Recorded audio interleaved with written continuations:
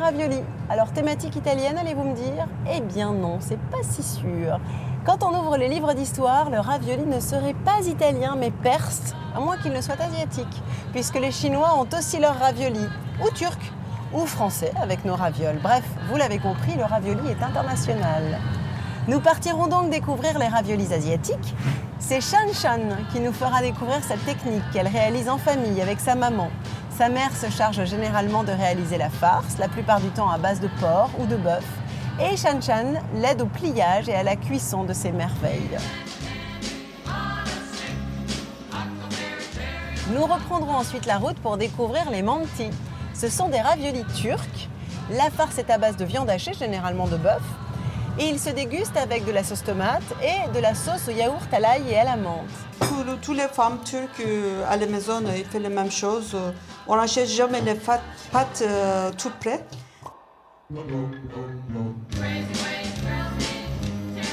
Allez, on commence par retrouver mes deux copains en cuisine.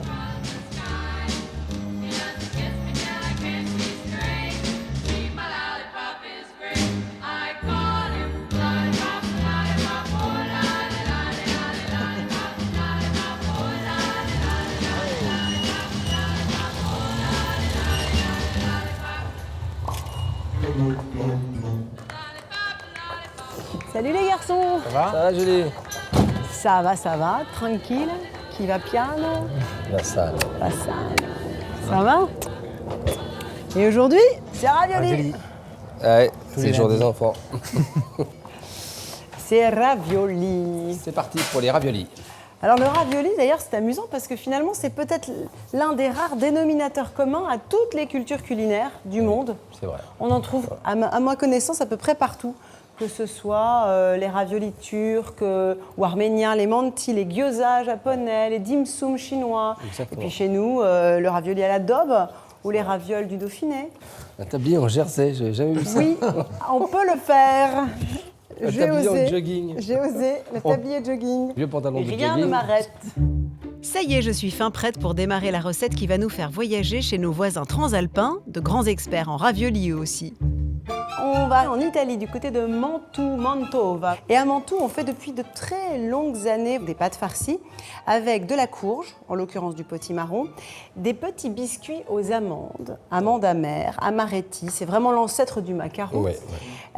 Et alors après, on y met un peu ce qu'on veut, du parmesan bien sûr, et on y ajoute ce produit que tu dois connaître, la mostarda di Cremone. Ce sont des fruits confits qui ont la particularité de contenir dans leur sirop de l'huile de moutarde, de l'huile de graines de moutarde pour pimenter, rehausser. Au Moyen-Âge, on aimait beaucoup les épices, on aimait ce qui était poivré.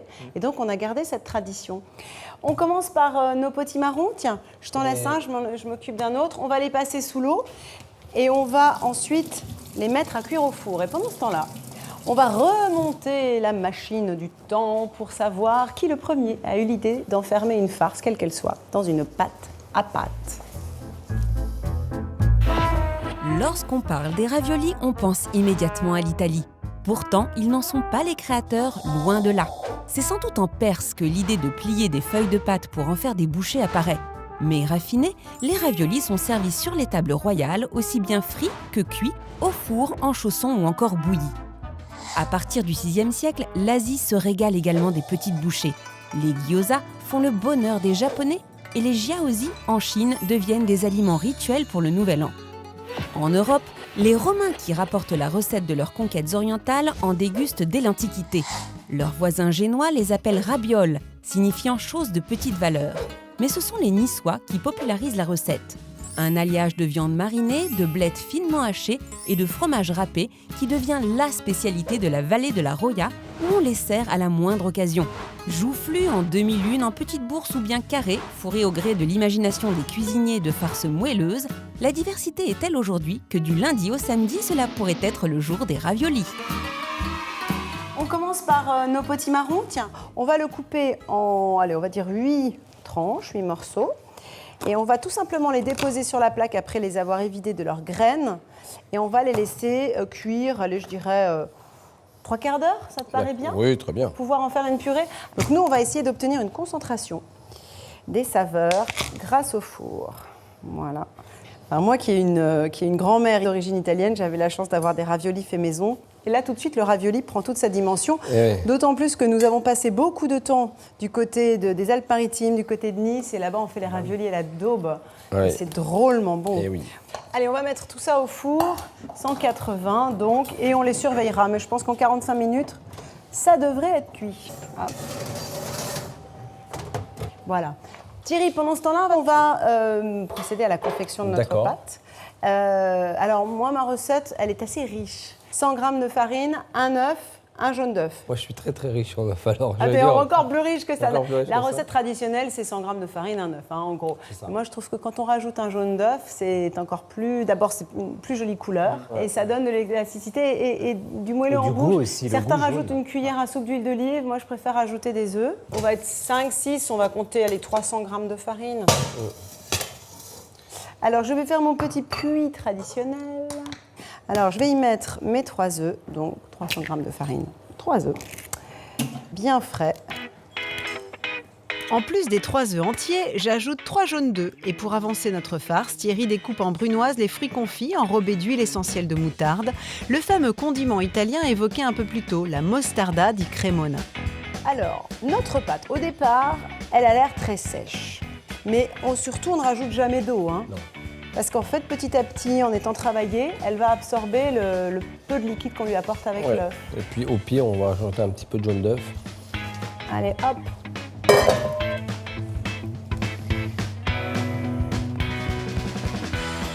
Les garçons, j'ai l'habitude de pétrir ma pâte 5 bonnes minutes.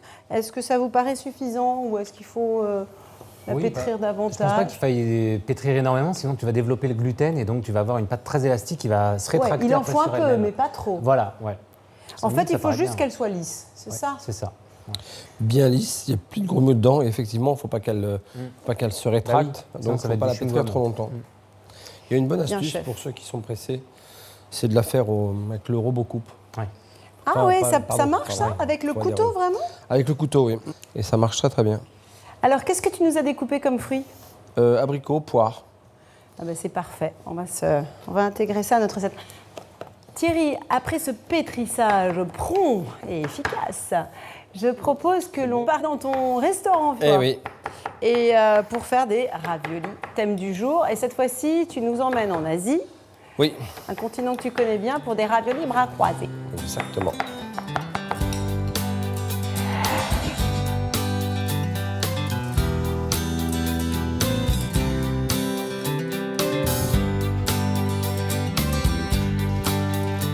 Notre chef Thierry Marx est donc retourné auprès de sa brigade et devant son piano pour nous concocter un ravioli d'inspiration chinoise. Alors aujourd'hui, on va faire la raviole bras croisés, anguille fumée et pommes vertes. Et contrairement à ces ravioles, notre chef ne va pas rester les bras croisés, mais s'atteler à la préparation de la farce de poisson. Thierry commence par s'occuper de l'anguille fumée, une étape minutieuse pour ne pas abîmer la chair du poisson, mais aussi préserver la peau qu'il décolle avec soin. Donc bien garder ces morceaux, vous voyez, ils sont très très très gras, très aromatiques. Il les réserve car ils serviront un peu plus tard. Le chef lève ensuite les filets en prenant garde de ne laisser aucune arête. Et là, on voit bien comment la fumée a bien pénétré la chair du poisson. Et je vais couper de cette taille-là, 1 sur 1 environ, afin de retrouver de la mâche. Une fois l'anguille découpée en petits cubes, le chef va émincer une pomme Granny Smith au goût acidulé. Pommes vertes, bio, lavées et bien essuyées. On va garder la peau. C'est la peau qui va me garder ce petit goût acidulé.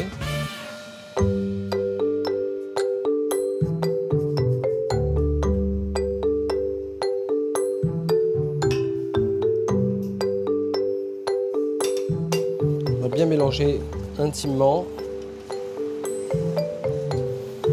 Et on va garder à température ambiante. Pas de sel ajouté. L'anguille fumée, c'est un produit salé et abondamment salé. Pour finaliser sa farce, Thierry associe son mélange pomme-anguille à une mixture à base d'oignons, de lait et de la fameuse peau de poisson réalisée la veille et réchauffée à la minute. Il la réserve et va s'occuper de la pâte, Une pâte réalisée par Stéphane, le second du restaurant. Une pâte à base de farine, de jaune d'œuf, de lait et d'huile d'olive, sur laquelle il a superposé des spaghettis colorés à l'encre de sèche. Et qui, passé au laminoir, prend des allures très graphiques. Elle aura reposé entre 12 et 24 heures avant d'arriver entre les mains de Thierry Marx.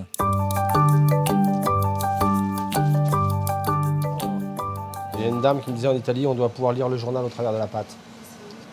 Il faut vraiment bien voir la main au travers, il faut vraiment que ce soit transparent. Donc là, elle a légèrement séché, elle est prête à être blanchie. On la plonge dans l'eau, un petit peu d'eau par-dessus et immédiatement dans l'eau glacée. Alors si vous n'avez pas de glaçons à la maison, c'est pas grave. Vous placez votre saladier avec de l'eau dans votre congélateur et puis vous gardez une eau de réserve comme ça et ça arrêtera la cuisson immédiatement. Sinon, on ne va pas pouvoir façonner la raviole. Il la réchauffe ensuite à la vapeur, puis dépose dessus une généreuse cuillerée de farce.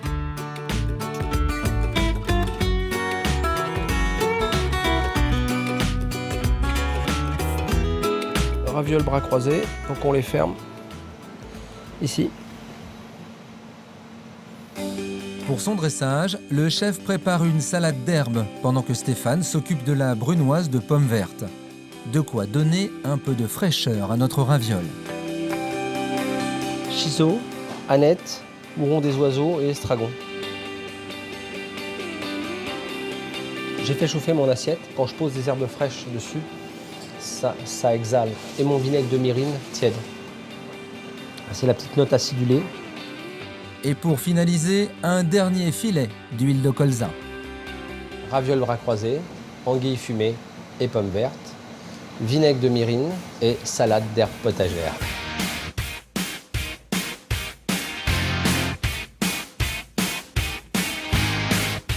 Mais Thierry, ce nœud papillon là, c'est impressionnant.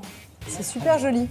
C'est un ami chinois qui faisait des petites ravioles comme ça et il faisait un plat qui s'appelait la raviole bras croisés. Et Ça donc, t'a inspiré. Ça m'a inspiré et puis voilà, donc il en faisait un plat complet. Et là c'est un plat complet parce qu'une petite salade d'herbe, plutôt un plat... T'es pas venu chez moi, hein. Moi c'est pas un plat complet ça pour moi. Hein. Moi ça c'est l'apéritif du repas complet. C'est amuse-bouche. Mais ce que j'ai adoré c'est ton impression là de pâte avec l'encre, c'est magnifique, couleurs, c'est on peut tout faire bête en fait. 2-3 couleurs, on fait ce qu'on veut. Ouais. Enfin, encore faut-il avoir fait les pâtes fraîches à l'encre déjà c'est ça, avant, ouais. mais c'est une on très peut belle voir, idée. C'est chouette. Encre, Ça rappelle le travail du sucre un peu. ouais. Oui, c'est Sucre vrai. tiré. Très bon. C'est délicieux. C'est fin. Ah ouais. C'est bon, c'est fin. Moi, je suis contente que tu utilises ce produit qui est l'anguille en général et l'anguille fumée en particulier parce que c'est assez peu connu chez nous, contrairement aux Belges par exemple et aux Japonais, alors évidemment. Mais qu'est-ce que c'est bon. Qu'est-ce que c'est bon, l'anguille. Et ta La pâte pâte est est. très fine. Oui, voilà, c'est ça. Ce que j'ai la même phrase. Eh bien, nous, Voilà. on n'est pas malheureux. Hein. Alors Thierry, ça veut dire que finalement, dans les raviolis, on peut mettre à peu près tout ce qu'on veut du moment qu'on y va avec à bon escient dans le dosage. Un ravioli, il faut jamais que ce soit bourratif. C'est quelque chose de délicat. Quand les Chinois disent « touche mon cœur », c'est une petite attention. C'est ce qu'on trouve dans la cuisine italienne d'ailleurs. Il y a beaucoup de délicatesse dans le ravioli. Allez, on y va. Alors, nous, on va s'occuper de notre farce. On va chercher les potimarrons qui devraient être cuits. Qu'en penses-tu? Regarde, c'est pas mal, hein? Bien, ouais. On a une texture de châtaigne un peu. C'est Hein. vrai, c'est vrai. C'est beau. Et là, on est vraiment dans une concentration maximum des arômes, une évaporation en douceur de l'eau qu'il contient. On va passer ça au moulin à légumes. Oui. À cette purée de potiron, bien dense et confite, nous allons rajouter les biscuits, les amaretti, justement. 80 grammes à peu près, que j'ai réduit en poudre. C'est important. Il faut qu'on ait des morceaux sous la dent. Et du parmesan. 120 grammes, très exactement. Puis nous intégrons nos fruits confits hachés menus. Évidemment, si vous n'en trouvez pas, c'est un produit assez rare. Vous pouvez très bien soit ajouter un tout petit peu de moutarde, soit remplacer ça par un peu de vinaigre balsamique, par exemple. Ça va marcher aussi très bien. Et pour finir, j'ajoute 2 jaunes d'œufs. Faut avoir des poules pour faire cette recette sans dépenser trop d'argent, hein, on est d'accord. Ouais. Alors à défaut de jaune d'œuf, on pourrait rajouter un petit peu d'huile d'olive, mais moi j'aime bien que la farce soit bien colorée, bien jaune, jaune orangé. Donc, Le jaune va faire du liant aussi, en fait. Et le jaune va faire du liant, Ouais, c'est pas absolument, qu'une tu as histoire de matière grasse. hein. Absolument. Ouais. Alors, traditionnellement, cette purée de potimarron, bien relevée, elle est assaisonnée de muscade. Une fois de plus, la trace du Moyen-Âge. Alors, on va commencer par en mettre un peu et puis on en rajoutera une fois qu'on aura goûté avec la purée de Thierry. Voilà, du poivre, plutôt blanc pour pas que ça colore la farce. Nous sommes allés nous enquérir de la tradition chinoise dans les Yvelines, c'est Shan Shan. Et vous allez voir qu'il faut vraiment, vraiment prendre du temps pour les faire comme il se doit. Et un rituel, c'est un peu sacré.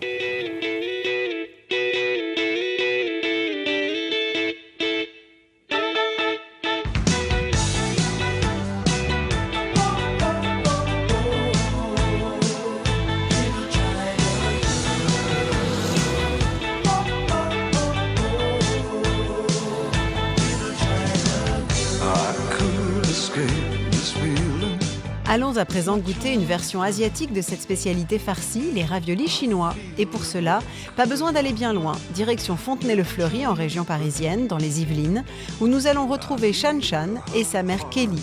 À 32 ans, Shan Shan est rédactrice pour un magazine en ligne chinois et sa grande passion, c'est la cuisine. Grâce à sa maman, Kelly, elle a appris tous les rudiments de la cuisine chinoise où les raviolis ont une place de choix. Les raviolis, c'est un plat qui fédère la famille en général, parce qu'on le prépare à plusieurs et surtout ça se fait pendant les périodes de fête. Mais chez nous, comme tout le monde adore les raviolis, c'est tous les 15 jours. Et cette recette de raviolis au porc et aux courgettes est un véritable héritage familial que chaque membre aime à transmettre. Et depuis que j'ai 6 ans, je les vois faire des raviolis. Au début, je les aidais à transporter des raviolis. Après, je commençais à faire petit à petit des petites choses. Et aujourd'hui, je peux l'aider complètement à faire des raviolis. C'est parti pour la première étape. Je fais la pâte d'abord. 500 g de farine et un peu d'eau. Pour le dosage, seule l'expérience compte. Je le fais au feeling en fait. Parce que quand elle malaxe, elle sait très bien s'il manque de l'eau ou pas. Là, elle travaille la pâte pour que ça soit uni. Et ensuite, on va la laisser reposer un peu. Pendant que la pâte repose un peu, les tâches sont réparties. Shan Shan râpe les courgettes et sa maman s'occupe du porc haché, des oignons et du gingembre.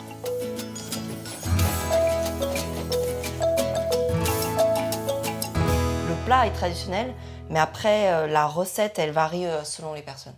Et selon le goût de chacun, on peut vraiment mettre ce qu'on veut dedans. Donc ça, c'est la recette de ma mère. C'est celle qu'elle aime manger en fait. Shan Shan verse un peu de sel dans les courgettes qu'elle laisse dégorger 5 minutes. Kelly, quant à elle, se remet à travailler la pâte. Donc là, on va laisser reposer encore 10 minutes. Oui. Le temps de terminer la préparation de la farce. Je veux ajouter un œuf. Puis elle assaisonne l'appareil avec du vin jaune chinois, 3 cuillerées à soupe de sauce de soja, de l'huile, de la pâte de sésame et une cuillère d'un mélange de 13 épices. Encore un peu de sel et de sucre roux et Kelly mélange la farce vigoureusement. Troisième. Voilà. Ça devient lisse. Regardez. Elle coupe pour regarder si à l'intérieur il y a des trous. S'il n'y a pas de trous, c'est que c'est bon. Donc il faut la travailler jusqu'à ce qu'il n'y ait pas trop de trous, quoi. C'est pour dire que la pâte elle est prête. Donc maintenant on va essorer les courgettes parce qu'elles sont imbibées d'eau et on va l'ajouter à la farce.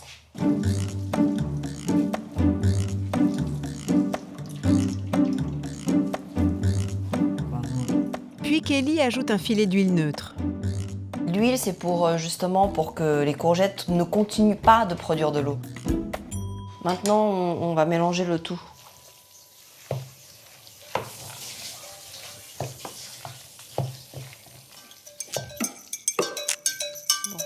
La farce est prête, les raviolis vont pouvoir prendre forme.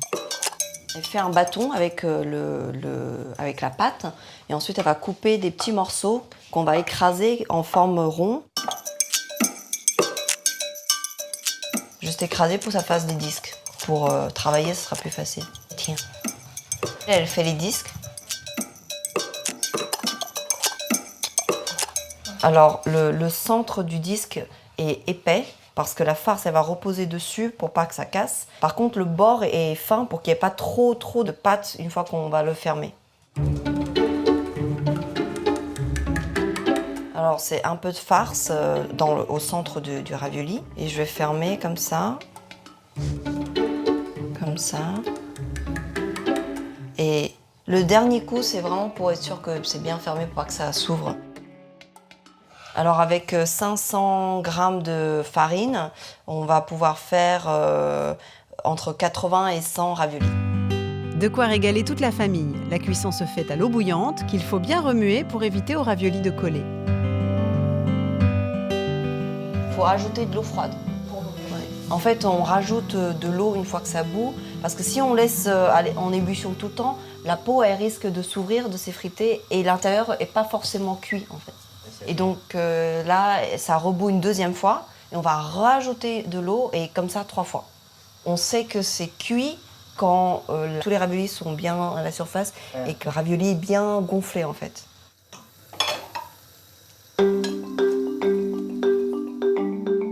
Et voilà d'authentiques raviolis chinois au porc et aux courgettes. Accompagnés de sauce piquante, ils font un plat principal idéal. Ça y est.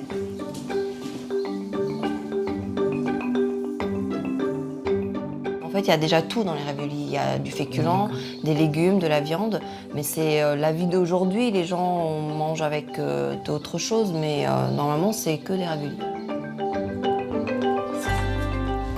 De la chocolat. C'est bon? Très bon. Passionnant cette recette, non? Et oui, puis il y a une vraie dextérité. pâté. Hein. Ah, ouais, c'est incroyable. On était fascinés tous les trois. Ouais. Alors cette cuisson, tu as vu où ils rajoutent de l'eau froide pour que la cuisson continue de se faire sans que le ravioli se délite. C'est intéressant. Ils rajoutent de l'eau froide et j'ai vu aussi des fois rajouter du bouillon froid. Ouais. Parce que la pâte va absorber. Et va gonfler. On voit bien d'ailleurs les raviolis à la fin, quand ils sont dégustés, ils sont bien gonflés. ouais. Alors, je vais goûter ma farce. C'est bon. Ça me plaît beaucoup. C'est pas du tout salé, enfin hormis l'ajout de parmesan.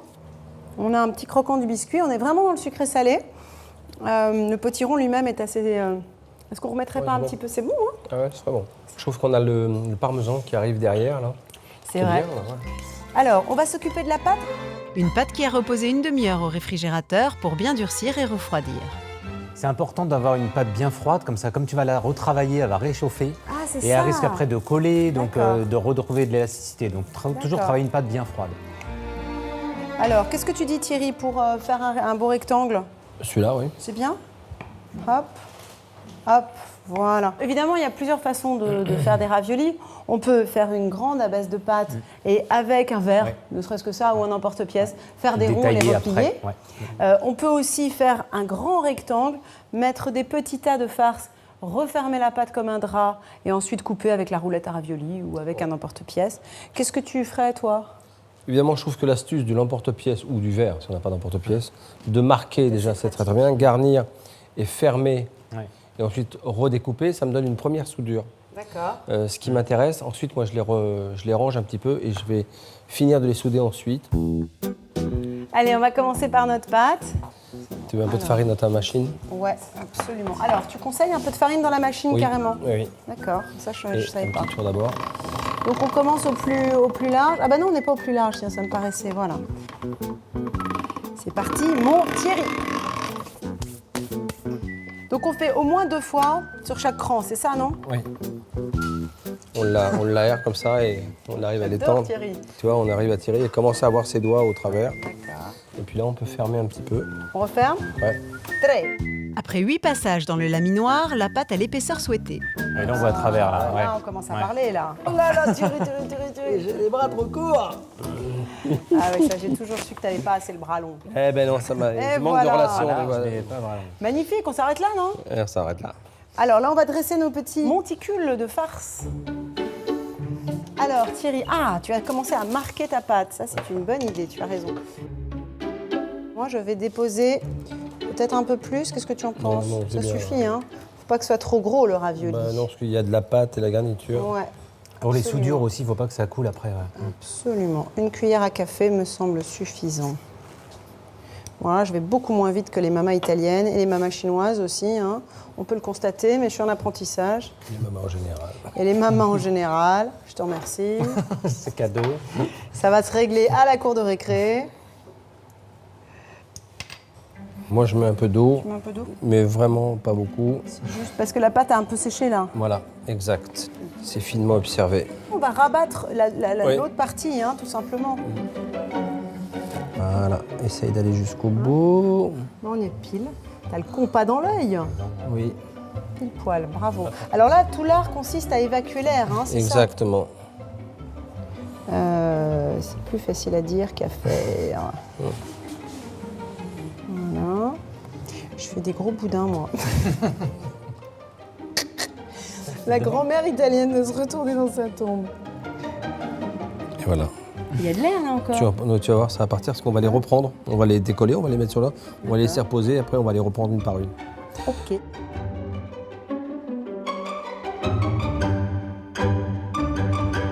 Alors, maintenant, je vous propose de partir pour l'Alsace, rencontrer Christelle et Aline, Qui vont nous proposer les pierogies.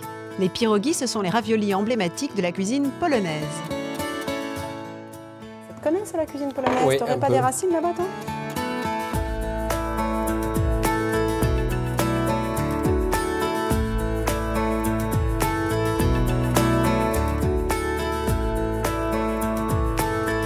Les raviolis n'ont pas fini de nous livrer tous leurs secrets. Rendez-vous en Alsace, à Wittenheim, pour cuisiner une variante polonaise appelée pierogi.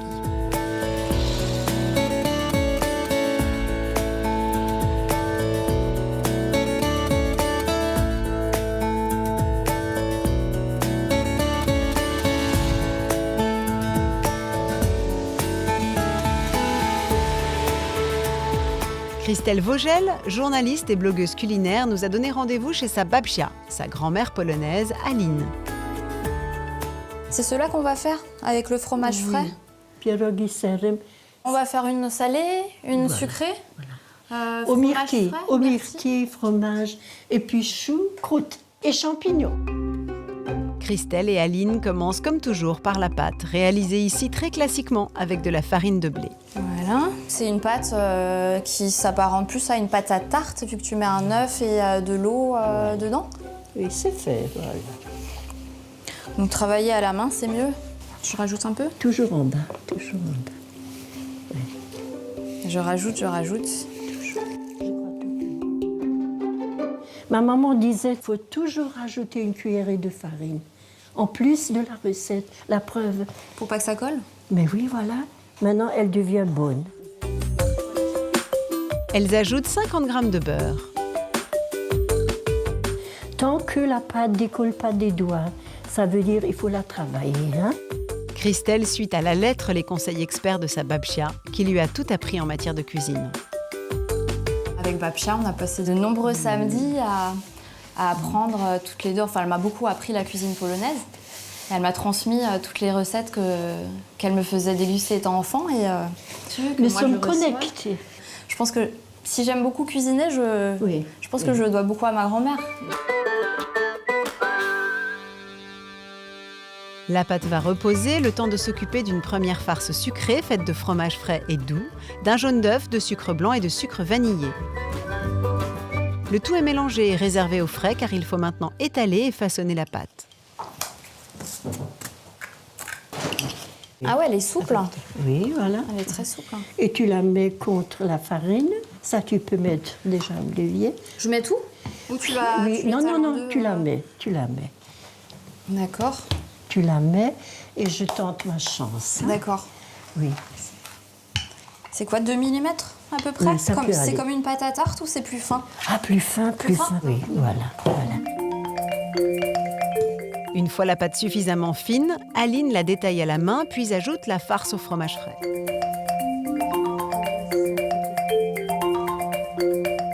Il est beau ce fromage. Voilà. Quelle quantité? À peu près une cuillère à café pleine? Oui, oui. Tu vois, tu presses comme ça et ensuite tu t'amuses à faire le dentelage.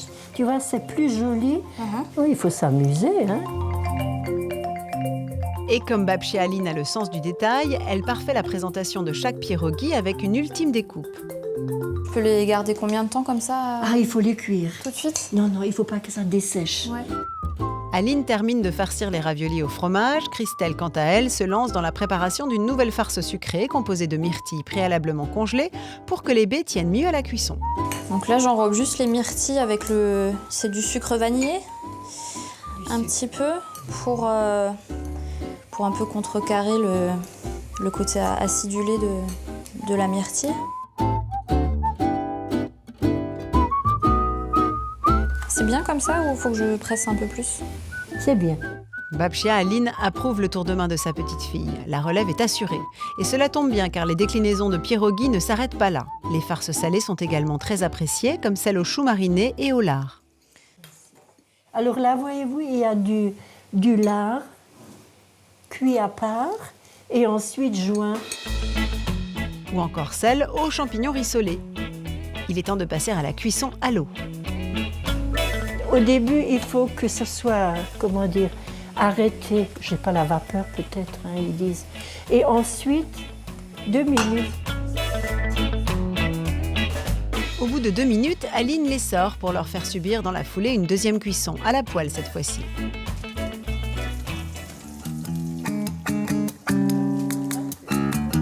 C'est pour leur donner un genre de croustillant.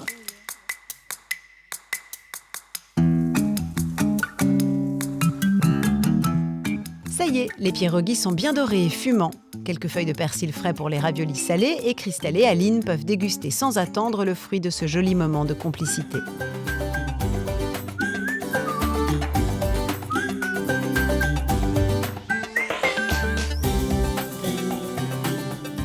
Moi, je suis très touchée quand la cuisine permet un rapprochement des générations et que les grands-mères, les grands-pères transmettent à leurs petits-enfants.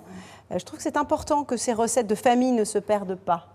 Et les carnets sont là pour ça aussi. Alors, ce qui est intéressant dans ces raviolis, c'est la double cuisson. D'abord à l'eau, puis après frit. Et oui, c'est des techniques très intéressantes, Ouais. ça. Et très anciennes, Double hein, cuisson. probablement.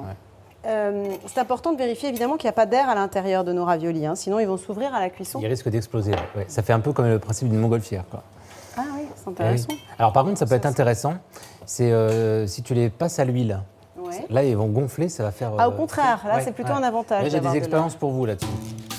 Une fois mes raviolis façonnés, je les réserve au frais et nous passons tous côté labo pour profiter des bons conseils de cuisson de Raphaël. Je vous ai préparé les 4 grandes techniques, on va dire, qu'on retrouve sur les raviolis. Alors d'abord, vapeur. On va se permettre, grâce à ce mode de cuisson finalement qui va préserver le produit, eh bien d'avoir des intérieurs un peu compliqués. Donc par exemple beaucoup de farce ou alors beaucoup de chair, de légumes, de choses comme ça. Si vous mettez ça dans de l'eau bouillante sans précaution, ça va se déliter Ça va complètement. s'ouvrir. À l'eau bouillante évidemment, ça c'est ce qu'on fait tous. Là par exemple c'est le cas de petites ravioles. Par contre ce qui peut être rigolo, c'est que ces petites ravioles, il suffit de les plonger dans de l'huile et pour obtenir, regardez ça, Pour les c'est souffler. pour les souffler, voilà. C'est un peu comme un pop-corn. D'accord. Ah, Donc c'est ça peut être intéressant. rigolo. Et l'intérêt aussi, au-delà du côté visuel, c'est que vous développez d'autres saveurs. Bien sûr. La technique mixte qui combine à la fois le goût, le croustillant, mais quand même le moelleux de la cuisson. Donc là, on est sur des techniques un peu gyoza. Donc frit d'abord, et ensuite on va verser de l'eau à hauteur et on va attendre que l'eau s'en aille. Donc chez soi, même nos raviolis, on va dire classiques, il ne faut pas hésiter à les passer d'abord un peu à la poêle et après les cuire dans de l'eau, par exemple. Ah d'accord. Et oui. Et savez-vous combien de temps ça cuit? On dit souvent On dit- le ravioli est cuit quand il remonte à la surface. Est-ce Voilà. que c'est vrai? Alors, quand il est cru, il coule. Ouais. Quand il est cuit, il coule. Alors, en fait, ce qui se passe, c'est assez rigolo. Si vous imaginez votre ravioli, vous voyez les moyens du bord, hein. Notre ravioli, quand vous le plongez dans l'eau bouillante, comme il y a de l'eau bouillante, il y a des petites bulles de gaz qui se développent. Les bulles de gaz vont être piégées dessous. Ça va faire une poche d'air et ça va remonter comme une montgolfière. Le temps que toutes ces bulles de gaz se forment et fassent remonter le ravioli, il s'écoule à peu près 30-35 secondes. Et c'est pile le temps de cuisson qu'il faut pour ces ravioles, par exemple. Donc c'est la bonne astuce de se dire, quand ça remonte, c'est que c'est C'est un cuit. peu le hasard en quelque sorte. Ça tombe bien, on va dire. Ouais. je Voilà, comprends. voilà. Et bien justement, on va s'y coller à nos Beurre de raviolis. Alors, on va faire surtout chauffer de l'eau et pendant ce temps-là, on va préparer un beurre de sauge. Du beurre doux, fondu, dans lequel je mets quelques feuilles de sauge fraîches, que je laisse doucement rissoler dans la poêle.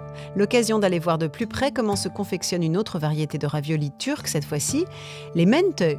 C'est un travail extrêmement minutieux.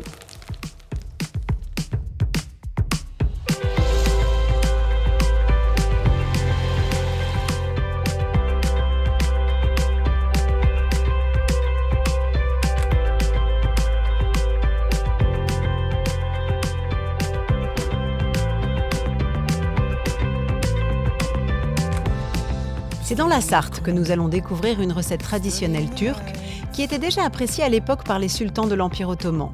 Sema, originaire de la ville balnéaire d'Izmir et médiatrice de l'association culturelle du Mans, est en compagnie de Zeynep, arrivée il y a seulement 4 ans d'Anatolie.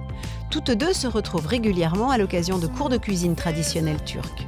Si Sema apprend la langue française à Zeynep, cette dernière lui transmet tout son savoir-faire culinaire et notamment celui des mentö. C'est un peu comme ravioli italien, mais c'est pas tout à fait même chose. Nous, on ajoute yaourt avec l'ail.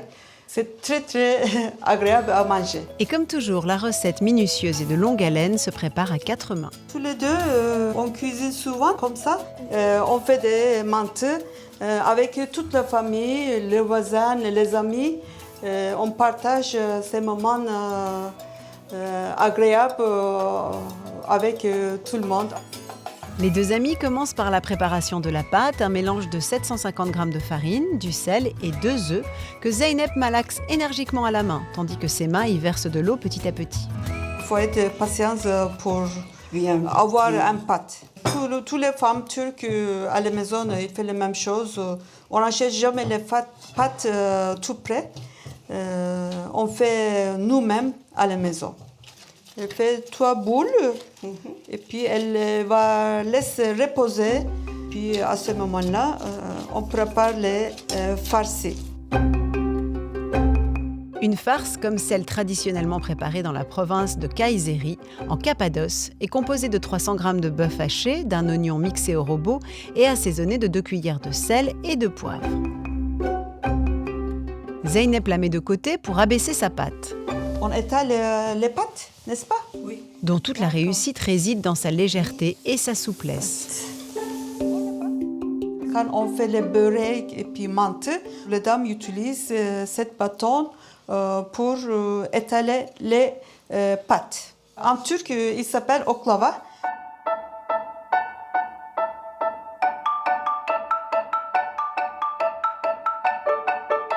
Ça suffit. Ça suffit? La pâte qui a atteint 1 mm d'épaisseur est découpée en carrés d'1 centimètre. Là encore, la précision est de mise.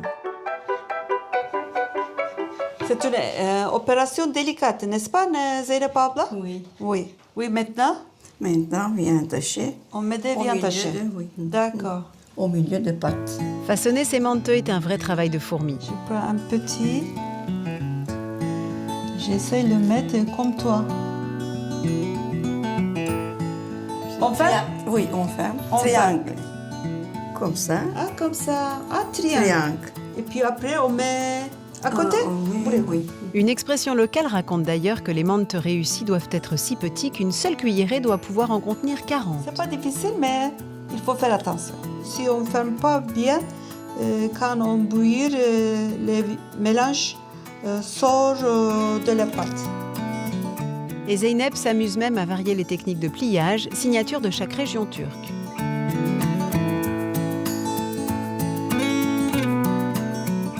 Ça y est, c'est fini. Oui, c'est fini.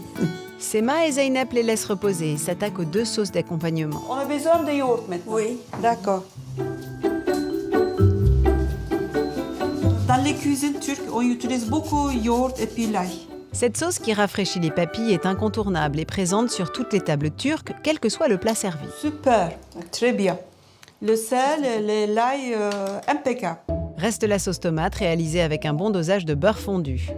Le beurre donne le goût pour faire les sauces beurre, c'est très bon. Dès que l'odeur de beurre commence à sentir, on ajoute sauce tomate et puis piment rouge, mais pas piquant.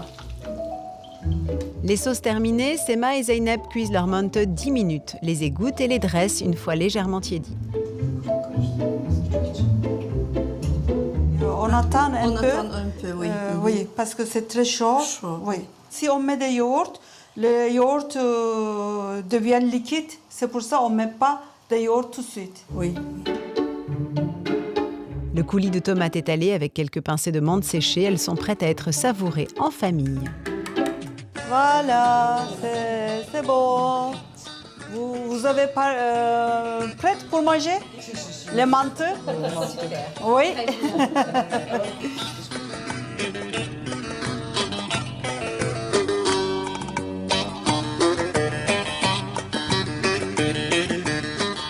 Ça met en appétit, c'est très joli, c'est un tableau. J'avais jamais vu cette préparation, mais c'est... C'est vraiment un beau travail. Hein. C'est magnifique, impressionnant. hein. Ouais. sacerdoce. Alors, on est en train de faire notre petit beurre de sauge. Au fur et à mesure que cette sauge va frire littéralement, je vais la réserver parce qu'on va s'en servir, elle va être assez délicieusement croquante. Alors, on va peut-être faire une eau à peine frémissante parce que je ne voudrais pas que nos raviolis se délitent et qu'ils en pâtissent. Alors, pour la cuisson, à ton avis, est-ce qu'on se fie à la fameuse petite bulle qui propulse? C'est au moins 30 secondes, pense une un peu minute, je plus, pense. hein. Hein. Ouais. Ouais, Là, ils parce sont un que petit peu grands. C'est plus épais Ouais, que la raviole. C'est ça, voilà. Ça marche bien pour les ravioles, mon astuce. C'est parti, ça remonte. Donc là, c'est à l'œil alors, du coup. Ouais, c'est un peu mon truc, moi, que ça Là, on remonte. peut mettre le sablier. Est-ce que le ravioli doit être al dente comme la pâte? Moi, je préfère. Ouais, hein, c'est meilleur. On évite de plonger trop de raviolis en même temps hein, dans l'eau. Faut Pour pas arrêter pas qu'ils collent. Hein. Ouais. Faut pas arrêter le bouillonnement. Puis alors, comme il reste toujours un peu de farine, il risque de se coller au fond. C'est pas agréable.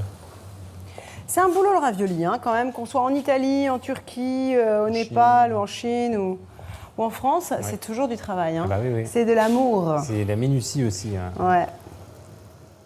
Pendant ce temps-là, je vais préparer le parmesan que l'on va râper à la minute. Quick, ça c'est quand même meilleur. Par pitié, n'achetez pas de parmesan déjà râpé. D'abord, il est beaucoup plus cher que le parmesan en morceaux. Ensuite, en général, les industriels y mettent la croûte. Mais oui, c'est pour ça que ça sent un peu les pieds. Il faut dire les choses comme elles sont. Alors qu'un vrai parmesan pris dans la meule, avec écrit Parmigiano Reggiano sur la tranche, comme c'est le cas de celui-là. Et voilà. Et ensuite, une fois les raviolis goûtés, on va les mettre dans la poêle avec notre beurre de sauge. D'accord. On a juste fait rissoler quelques feuilles de sauge dans le beurre.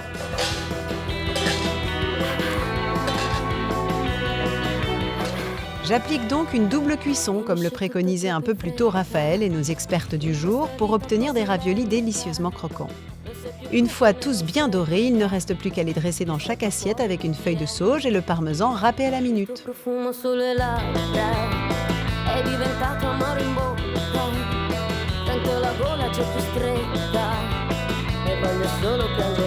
Voilà pour eux.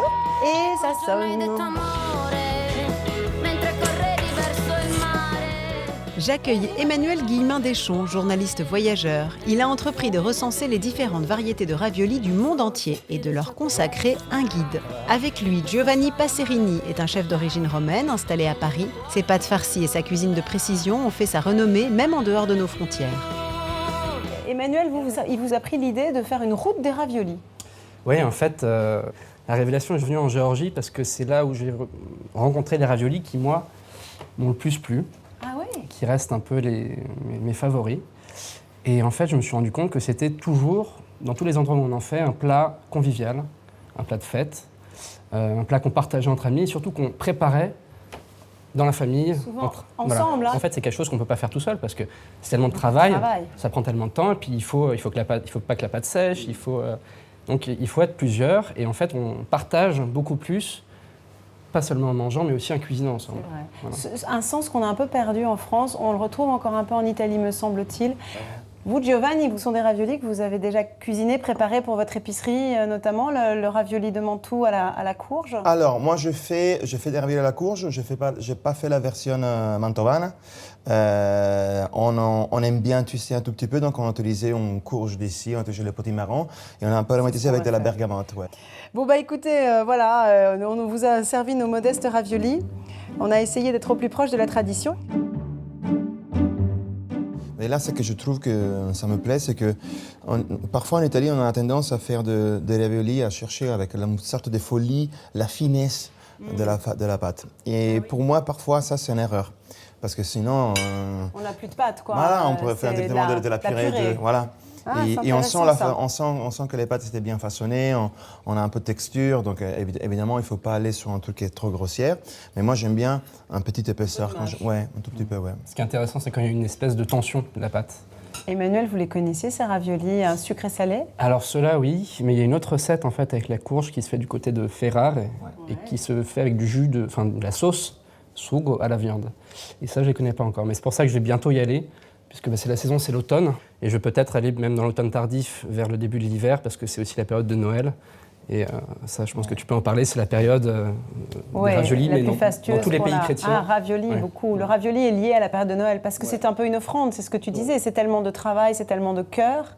Et puis il y a une surprise un peu dans le ravioli. J'adore l'idée qu'on puisse avoir comme métier chercheur de ravioli. Je trouve ça génial. Qu'est-ce que vous faites? Moi, je suis chercheur de ravioli, donc là, c'est le moment où je vais partir chercher des raviolis de Noël. Là, par exemple, je reviens tout juste en fait de Géorgie, où je suis retourné aux sources de ce qui s'appelle le khinkali.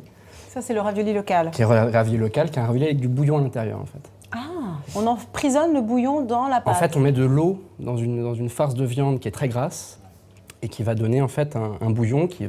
La cuisson, c'est en 10 minutes, mais ça va cuire très rapidement, ça va donner un bouillon. Donc on croque, on aspire ensuite le jus. Et ensuite, on peut manger le reste de la farce. Moléculaire. Oui, mais complètement.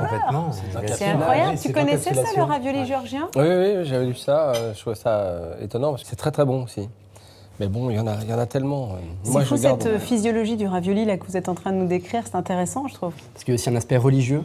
Ça fait partie dans certaines cultures d'offrande. En Inde, c'est une offrande à Ganesh qui aime beaucoup. Et c'est un ravioli sucré parce que Ganesh aime beaucoup les sucreries. En Corée, c'est quelque chose qu'on fait pour les ancêtres. Est-ce qu'on fait des raviolis partout en Italie, du nord au sud? C'est plus typique du centre-nord, mais à Rome, on fait quelque chose avec les castrati, donc avec les restes de viande, évidemment, mais c'est vraiment typique. On dit que ça descend jusqu'à la Toscane, les Marques. Mais... L'un et l'autre, quel conseil pourriez-vous donner à ceux qui veulent se frotter au ravioli au pluriel? Est-ce qu'il y a des gestes qu'il est important de faire pour réussir un ravioli, des précautions à prendre? Les travailler c'est procurer en planche en bois, ça c'est sûr. Et puis se dire que il faut trouver un coup de main et l'utiliser les dos des mains quand on étale les pâtes et ne pas avoir peur.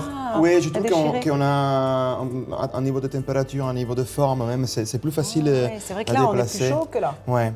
Et il est plus humide surtout parce qu'on a tendance à transpirer là. Et puis avoir des gestes qui sont sûrs. Parce que dès qu'on tremble un peu, on a plus la tendance à la casser. Ne pas s'inquiéter, c'est la pâte et c'est plie sur elle-même. Parce que si c'est bien enfariné, on peut la laisser là-bas et continuer à tourner. Et puis donner des coups, des gestes sûrs. La première fois qu'on met la main dans un pot de farine et qu'on rajoute de l'eau, ça colle partout, on ne sait pas comment faire. Et en fait, il faut juste y aller, pétrir, accepter de se salir un peu. Et puis après, un ravioli moche, il sera toujours bon, mais il ne sera pas parfait, d'accord, mais c'est pas grave. Les malfatti, comme disent les Italiens, les malfaits qui sont très prisés là-bas. Finalement, l'Italie, c'est le pays du ravioli quand même, en premier lieu, non? La Chine, peut-être? C'est en Chine qu'il y a les traces écrites, en tout cas les plus anciennes. C'est sûr qu'actuellement, puis en termes de technique aussi, je pense que l'Italie et la Chine, pour moi, sont à peu près à égalité. En Italie, on a une culture du ravioli en Italie qui nous ressemble plus. Donc on a ce sentiment que c'est meilleur. Il y a aussi, ce que je trouve en Italie, il y a une dimension, c'est élégant. C'est la tomate, le basilic, tout ça, ça donne un relief qu'on n'a des fois pas avec la vapeur. Eh bien voilà, on a terminé cette cartographie, si tant est qu'on puisse la terminer d'ailleurs, cette cartographie du ravioli, cette physiologie du ravioli. On a appris beaucoup de choses, on a voyagé de la France à la Géorgie en passant par l'Italie, la Chine et la Turquie. C'est infini le ravioli. Et j'espère qu'on vous a donné envie de faire votre ravioli avec les ingrédients de votre potager ou voire de votre frigo et de nous envoyer la recette après tout. C'est comme ça que ça continue la cuisine en se partageant. Salut!